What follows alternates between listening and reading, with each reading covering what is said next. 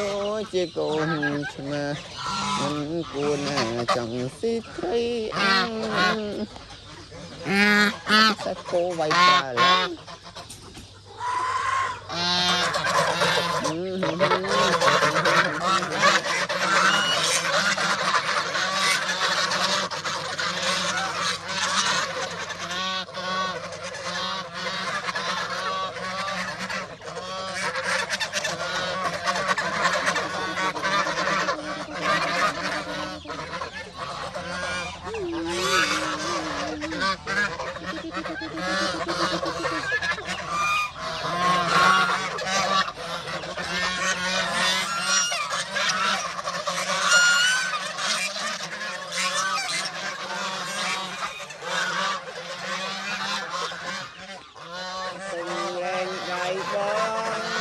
chẳng ôi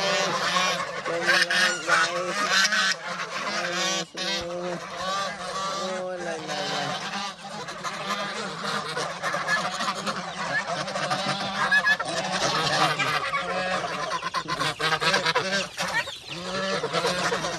thì nó trồng cá được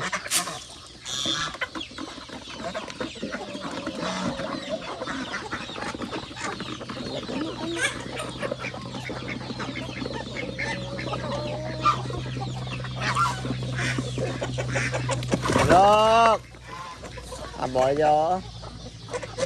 này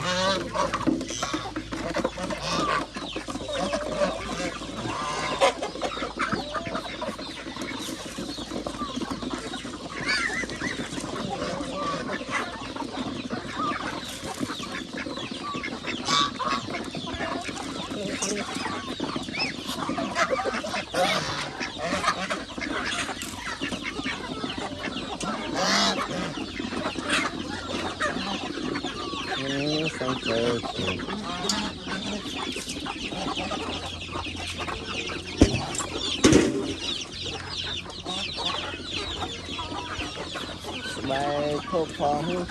bay thuốc phòng càng cao sang đường chế đôi chiều cùng mà mình cuốn suy trái ăn bồ